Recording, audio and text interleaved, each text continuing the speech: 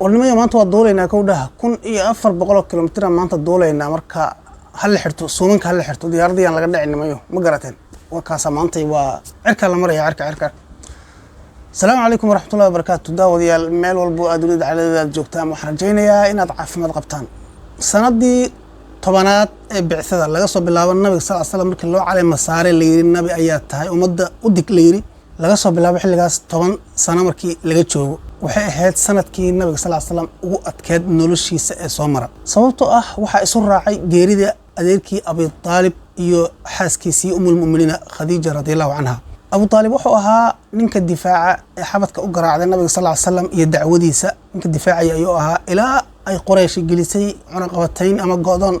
دقالة أي جلسي والرب بن هاشم أو إذا الواقوي كأروري شعبي قال أرجري شعبي بن هاشم مركي صحيفة دي قريش أي كعبة سرتي قريش قيب كمدي أي بريين أو النبي صلى الله عليه وسلم إيه رب بن هاشم أي كصبحان شعبي أسجى يكجرين واتي أبو طالب يلا أفصدي خديجة رضي الله عنها labadii garab ee ugu muhiimsanaa dadkii uu haystay ayuu nabigu haysan sanadkaas sallallahu alayhi wasallam deedna quraysh oo idil way ku soo dhiiratay nabiga sallallahu alayhi wasallam waxaana bilaabeen inay dhibaan oo kacbada markuu ku dukanayo waxyaabo wasaqa iyo dusha ay ka saaraan xaaladda ayaa ku adkaatay fariintii risaaladii uu gudan waayay maadaama dhibaato ay ku hayaan nimankii kufaar quraysh cid ka celinaysana aanay jirin maadaama adeerkii Abu Talib oo geeriyooday hadaba uu daawade Abu Talib waa dadka maanta ahlu naarka ah dadka ugu cadaabka yar ayuu ku jira Abu Talib sababtana waa difaaci nabiga oo difaaci jiray darteed ayuu u noqday ahlu naarka midka ugu cadaab yar waxa la sheegaa inuu laba dhimbilood oo naara labada lugood uu ku hayo taasoo maskaxdiisu ay la karayso ilaahay baan ka magangalay naartu aad ay kulusha ahlu naarkana Abu Talib ayaa ugu cadaab khafiifsan sababtoo ah dacwada rasuulka sallallahu alayhi wasallam ayuu garab siiyay maanu islaamin laakiin oo nabiga ma uusan rumaynin oo diintii awiyashiis iyo asnaamtii caabudayeen iyo waqtigii ayuu ku geeriyooday laakiin islaamka wax badan ayuu u taray oo nabiga sallallahu alayhi wasallam waa u difaacay intii uu noolaa Abu Talib markii uu tagay Khadiijana ayana aanay wax badan ka dambaynin oo halkaasi uu nabiga sallallahu alayhi wasallam laba garab ku waayay wuxuu isku dayay nabiga sallallahu alayhi wasallam inuu helo qabiil dhabarka saarta oo dacwadiisa difaaca si uu fariinta Allah u guto nabiga sallallahu alayhi wasallam wuxuu aaday magaalada Taif oo 120 kiiloomitir ka fog magaalada Makka waxa uu ka xeystay wiilkiisii Zayd ibn Haritha ayuu ka xeystay oo waagaas loogu yeerayay Zayd ibn Muhammad maadaama quraanku waagi daba uu buriyay in ilmaha la xoreeyay aan la isugu yeerin laakiin loogu yeero qofkii dhalay udcuhum li aabaa'ihim huwa aqsatu inda Allah ilayk oo ka soo dejiyay waagi daba laakiin markii hore waxay ahayd ruuxu yiraahdo ninkan aniga dhalay asaga ayaa loogu yeeri jiray sadarteed Zayd ibn Haritha maadaama nabigu iibsadayna uu xoreeyay Zayd ibn Muhammad ayaa la dhihi jiray marka nabigu sallallahu alayhi wasallam si aanay quraysh uga shakin ma uusan wadan Abu Bakar iyo Umar iyo ragii waaweynaa ee soo islaamay ma uusan wadan sababtoo quraysh way ka shakinaysaa quraysh cid nabiga ka celinaysaana ma noola oo Abu Talib waa u geeriyooday saadaradeed Zayd ibn Haritha ayuu watay ratina ma uusan wadan walaa hal uusan wadan walaa farasna ma uusan wadan lug ayuu ku baxay 120 kiiloomitir ee Taif oo u socda nabiga sallallahu alayhi wasallam ugu dambeyn waxa uu socdaba nabiga sallallahu alayhi wasallam oo soo gaaray magaalada Taif deedna wuxuu la kulmay waxgaradkii magaalada la yiraahdo Taif dacwad ayuu u bandhigay wuxuu yiri nabi ilaahay ayaan ahay raaca ina rumeeya dacwadeydana saldhig u noqda oo difaaca risaalada ilaahay aan maartay gudta oo ummadda aan ugu yeero nabiga sallallahu alayhi wasallam wuxuu kala kulmay reer Taif waji aad u xun way beeniyeen way xumeeyeen bal inta maana ku ekaysan in nabiga sallallahu alayhi wasallam aad ay u dhibaateeyeen ilaahay wax magaratadooda iyo sufahadooda ay isugu yeereen deedna ay ku yiraahdeen caaya oo dhagaxan ku tuura deedna ay dhagax ku garaaceen nabiga sallallahu alayhi wasallam Zayd ibn Harithana oo ahaa midka dhagaxantaas isku dhiga ee nabiga jirkiisa kaga difaaca daawadayaal nabiga sallallahu alayhi wasallam maalinta dhiigiisa sharafta leh ayaa dhulka ku qub oo dhiigiisa ayaa daatay maalinta ayada sufahadaasi wax magaratadaas reer Taif ay ku soo direen ayaa dhagaxan ku garaacay nabiga sallallahu alayhi wasallam ilaa labadiisa anqow ama labadiisa gumad dhiig uu ka daatay maalinta ayada nabiga sallallahu alayhi wasallam soo aad u murugaysan ayuu ka soo baxay magaalada Taif banaankeeda marka uu marayo ayuu beer agteeda ku nastay dadkii beerta deganaa ayaa wiil ay lahaayeen oo adoon u ahaa oo la oran jiray Cadaas oo reer Ciraaq ahaa ayay waxay u dhiibeen laan cinaba ay yiraahdeen bal ninka asaga oo magaalada laga soo ariyay laanta cinabka u geey laanta cinabka ayuu soo qaaday ninkii Cadaas la oranayay adoonka ahaa deedna wuxuu u keenay nabiga sallallahu alayhi wasallam markii uu u keenay ayuu nabigu ka qaatay bismillaah ayuu yiri waana uu cunay adoonkii markii uu maqlay bismillaah aad buu u qariibsaday wuxuu yiri dhulkan qof jooga oo bismillaah dhahaya ma jiro aniyo maxaa leedahay laakiin adoonkani bismillaah wuu garanaya oo waa nasraani oo diintan kiristaanka ayuu haystaa oo diintii nabi Ciise ahayd kadibna nabiga sallallahu alayhi wasallam kor ayuu aragiisa ugu qaaday waa u fiiriyay wuxuu yiri wiilyahow xageed ka soo jeedaa deedna wuxuu yiri magaalada Naynawa ayaan ka soo jeedaa ee Ciraaq ku taal kadibna nabiga sallallahu alayhi wasallam waxa uu yiri waa magaaladii walaalkay Yunus wiilkii yaraa aad ayuu u qariibsaday oo Yunus miyaa taqaana adigu nabiga sallallahu alayhi wasallam wuxuu yiri haa waa nabi ilaahay aniguna nabi ilaahay ayaan ahay walaalkay Yunusna magaalada ayuu ka soo jeedaa waan garanayaa sida ayuu ku islaamay wiilkii Cadaas la oranay oo waa uu islaamay markii uu gartay ninkan asaga inuusan ahayn nin caadi ah oo garanaya ambiyada ilaahay iyo waxa ay ahaayeen halka ayuuna ku islaamay waxa la oran karaa rixlada ayada nabiga sallallahu alayhi wasallam safarka uu aaday Taif qofkii ugu nasiibka badnaa waa ninka adoonka la oranayay Cadaas nabiga sallallahu alayhi wasallam markii uu ka soo laabtay Taif magaalada banaankeedana uu joogo ilaahay wuxuu u soo diray Jibriil iyo nabi kale oo la socday Jibriil ayaa u yimid nabiga uu salaamay salaanta ayuu ka radiyay waa ayuu qofka kula socda ayuu yiri deedna wuxuu yiri waxa ila socdo malagii buuraha wuxuu salaamay nabi Muhammad sallallahu alayhi wasallam waxaana uu ku yiri Muhammadow ilaahay ayaa ii soo ka diray wuxuuna farayaa ilaahay inaan taladaada yeelo maxaad u baahan tahay maanta reer Taif labada buurood oo labada cirif ka jirto ka waran hadaan ku garaaco ayaga dhanba aan ku soo daayo deedna nabigu sallallahu alayhi wasallam aad ay u naxariis badnaamay wuxuu yiri dhabarkooda ayaan waxa ka rajaynaya inuu ilaahay ka soo saaro kuwa ku qowlaya la ilaaha illa allah muhammadur rasuulullah sida daraadeed ma halaagaye iska daa nabiga sallallahu alayhi wasallam waa soo laabtay magaalada Makka markii uu soo galayay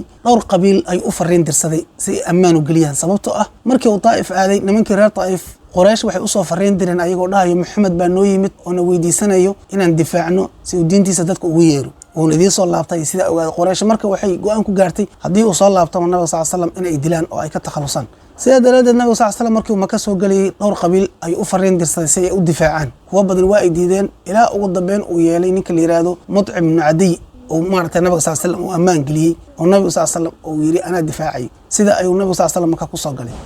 xaaladda asaga ay murugada leh markuu ku sugayay nabiga sallallahu alayhi wasallam ayaa ilaahay waxa uu doonay inuu ka bixiyo jawiga asaga jawi kale oo qurux badan oo geliyo si uu dareemo booska uu alla agtiisa uu ku leeyahay nabiga sallallahu alayhi wasallam hadaba daawada xaaladda ayada maxay tahay nabiga sallallahu alayhi wasallam habeenka waa la dheelmiyay waxa laga dheelmiyay sida ilaahay quraankiisa ku yiri Makka ayaa laga dheelmiyay Baytul Maqdis ayaana la geeyay kadibna Baytul Maqdis ayaa laga sii waday cirka iyo samada ayaana la geeyay waa kan ilaahay dhahaya subhanalladhi asra bi'abdihi laylan min al-masjid al-haram ila al-masjid al-aqsa alladhi barakna hawlahu linuriyahu min ayatina innahu huwa as-sami'ul basir waxa ceeb la aaday Allah dheelmiyay adoonkiisa kana dheelmiyay Makka una dheelmiyay masaajidkii fogaa kaasoo aanu barakayni hareerihiis waa Baytul Maqdis oo hareerihiis iyo dhulka Shaam oo dhan waa dhul barakaysan hadaba daawade nabiga sallallahu alayhi wasallam oo bacda al-isha jiifa guriga Hani oo uu dhalay Abu Talib oo ilmaadeer ay yihiin ayaa guriga u jiifay ayaa malakul Jibriil wuxuu sameeyay saqafkii kore ayuu guriga ka jeexay nabiga sallallahu alayhi wasallam waa uu jiifay oo soo argagaxay deedna markuu arkay inuu Jibriil yahay waa uu degay Jibriil ayaa nabiga bixiyay sallallahu alayhi wasallam waxaana uu geeyay Samsam ceelka Samsamka ayuu geeyay deedna nabiga sallallahu alayhi wasallam waa uu qabaystay kadibna halkaas waxa dhacday amaliyad jiraaxiya ama qaliin ayaa dhacday nabiga qaliin ayuu galay waxa la jeexay dhuuntiisa ilaa xudunta qalbigiisa ayaa la soo bixiyay waana la dhaqay waxana la geliyay xikmad baaf dahab oo xikmad ay ka buuxaan ayaa lagu dhaqay oo xikmad ayaa laga buuxiyay si uu awood ugu yeesho waxyaabaha ilaahay tusin doono mucjizaadka adiga bini aadanka waxyaabaha hadii lagu tusiyo ma arki karaysid oo waati nabi Muuse markii uu halkii tagay oo yiri ilaahay iska tusi ilaahay buur oo isku faydo istusiyay ayuu indhaha saaray nabi Muuse asoon ilaahay arag waa kii soo xay sida daraadeed sina qalbiga nabiga sallallahu alayhi wasallam uu awood ugu yeesho inuu arko waxyaabaha mucjizaadka ayaa operation la mariyay oo xikmad iyo waxyaaba awood u siinaya inuu arko ayaa laga buuxiyay amaliyada ayada ayaana nabiga sallallahu alayhi wasallam lagu sameeyay waana markii saddexaad oo lagu sameeyay jeexitaanka qalbiga nabiga sallallahu alayhi wasallam waagi yaraantiisii markii baadiyaha Xalimad Sacdiya ay ku nuujinaysay ayaa mar la jeexay mar kalena waxa la jeexay markii risaalada loo dhiibin rabay sallallahu alayhi wasallam halkaasi ayaa waxa ku soo degay buraaqo daabad la yiraahdo oo ambiyada ximbaarto oo nabiyullah Ciise u dambeeyay ayay ximbaari jirtay 600 oo sano nabi dusheeda ma uusan fuulin markaan ayaa la gaaray xilligii ay qaadi lahayd nabiga adduunka ugu dambeeyay Jibriil ayaa wuxuu ku yiri daabadan ayada kor deedna markuu kor maagay ayay buraaqadii way diiday inuu nabigu koro sallallahu alayhi wasallam deedna Jibriil ayaa ku xanaaqay oo yiri Muhammad ayaa sida tan ku sameynaysa wallahi inuu san dushaada korin ruux alla kaga karaamo badan Muhammad kadibna waa ay cabsatay ilaa ayadoo dhan ay dhididay sidaas ayayna ku degtay nabiguna ku koray sallallahu alayhi wasallam buraaqada ayada ah culimadu waxay ku tilmaameen mufassiriintu inay tahay mid dameerkana ka weyn baqashana ka yar oo baqasha ka gaaban dameerkana ka weyn tallaabteeda waxaa la sheegaa siday u orod badneed tallaabta halkii tallaab ay qaadayso isha bini aadamku intii ay gaarto ayay tallaabsanaysa haddaad meel bannaan istaagto daawade waad aragtay ama baddoo kale aad tagto ishaadu intii muuqanayso in la eg ayay tallaabsanaysa markii halkii marba waxyar kadibba nabi sal slam markii socodkii la bilaabayba baytulmaqdis ayay gaareen halkaasi ayay xilli habeen ku aadeen xusuusnaaw baytulmaqdis xilligaa waxaa haysta yurubiyaanka qoladii romaaniyiinta ayaa haysta nabiga sal slam meeshii waxa uu gaaray masaajidkii oo buuxa oo dad ay ka buuxaan waana qariibsaday nabiga sal slam waa habeene waa ay dadkan masaajidka ka buuxa dadna jibriil ayuu weydiiyey waxa ku yiri waa ay dadkan masaajidka ka buuxa jibriil ayaa waxa ku yiri dadkani waa ambiyadii ilaahay maalinkii ilaahay adduunkan abuuray ilaa maantadan la joogo wixii ambiye ilaahay soo diray ayaa halka ku kulmay si nabiga sal slam uu u dujiyo oo salaad uga bixiyo si loo muujiyo inuu nabigu yahay midkii ugu khayrka badnaa maalinka ilaahay adduunka abuuray ilaa maantada la joogo deedna nabiga sal slam ayaa salaad dujiyey 124,000 oo nabi ayuu nabiga sal slam habeenkaa dujiyey oo aadam uu ku jiro abulbashar ahaa ilaa ciise laga soo gaaro intuu dhexaysa 124,000 oo nabi oo ay ku jirto 313 rasuul wad garanaysaa farqi baa u dhaxeeya nabi iyo rasuul farqi ayaa u dhaxeeya oo waa nabi kastaahay rasuul kastaahay waa nabi laakiin nabi kastaahay ma aan rasuul hadaba daawade tirada ambiyada ayuu nabigu sallallahu alayhi wasallam habeenka salaada ka bixiyay oo imaam uu noqdo ogow marka salaada muslimiinta Muhammad wali lama saarin oo habeenka markii samada la geeyay kadib ayaa lagu soo waajibi doonaa markii uu nabigu sallallahu alayhi wasallam salaada uu dhameeyay oo uu ka bixiyay ambiyada salaada ayaa jibriil nabiga sallallahu alayhi wasallam waxa uu keenay laba weel oo ay ku jirto midna khamro midna caano ay u keenay deedna wuxuu yiri labada mid kamid ah dooro oo cab nabiga sallallahu alayhi wasallam waxa uu doortay caanihi ayaa uu doortay waana uu cabay kadibna jibriil waxa uu ku yiri waad fitrada ayaad haleeshay ummadaadina waa la hanuuniyay oo haddii aad khamrada qaadan lahayd waad dhumi lahayd ummadaaduna way dhumi lahayd hadaba daawade